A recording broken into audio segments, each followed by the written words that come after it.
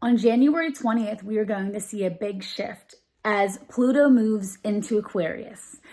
Now, Pluto was last in Aquarius in the 1700s, and there was a lot of changes, and there was revolution and rebellion.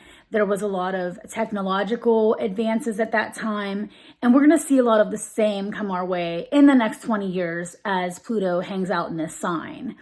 Now, side note, there will be a retrograde in September back into Capricorn. Pluto will move back into Capricorn and then move forward again in November into Aquarius. So that'll be the last backslide into Capricorn.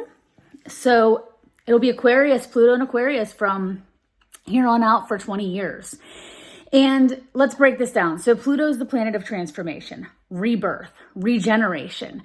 Pluto destroys structures and then rebuilds them. So we're going to see a lot of changes with Pluto moving into a new sign. Aquarius rules our social lives, society, the people as a whole, and Pluto does rule power. So this is a time of power to the people. We're going to see less government control and more power and freedom to the people is my hope anyways, but it's not going to be before there is some friction and some wear and tear and some destruction and rebuilding that happens. There can be big changes with technology because Aquarius does rule the internet and technology. So buckle up. It's going to be a very interesting ride. Of course, we have to remember it is going to hang out there for 20 years. So these changes aren't going to all happen within the next year or two. It's over time. It's like you look back and you're like, whoa, look at all this stuff that happened 20 years later. You're shocked. As it's happening, it's kind of like, growth. You don't see it happening. It's slow, but it's meaningful. So Pluto in Aquarius, there's going to be a rise of AI and the use of technology. The use of technology for human purposes, human contact, emotional purposes even, not even just like to help and to like clean your house, to be useful, but to be like someone that you can talk to. Like I could see AI being used for that.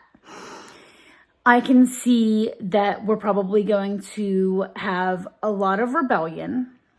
The people are going to have a lot to say, and the importance is not going to be on the politicians anymore. I think we're going to see over time that the average Joe is going to be seen as just important as celebrities out there. I think there's going to be dissolution of the celebrity. I think that the power that celebrities have is going to kind of dissolve. We can see class changes with Pluto and Aquarius, where the classes begin to blur and there isn't as clear of a line between upper class, lower class, middle class.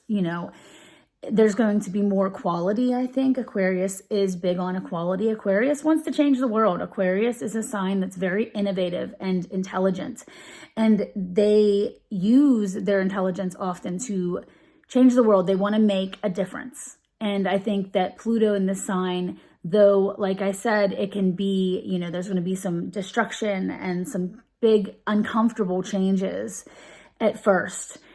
Over time, I think it's going to be beneficial. After all, Pluto has been called the garbage disposal of the zodiac. And Pluto does roll over our plumbing systems and our sewer systems. So, it's kind of like flushing out the old and making room for the new. That is what Pluto does. And that which does not suit us as Pluto changes signs into Aquarius is going to get flushed down the drain.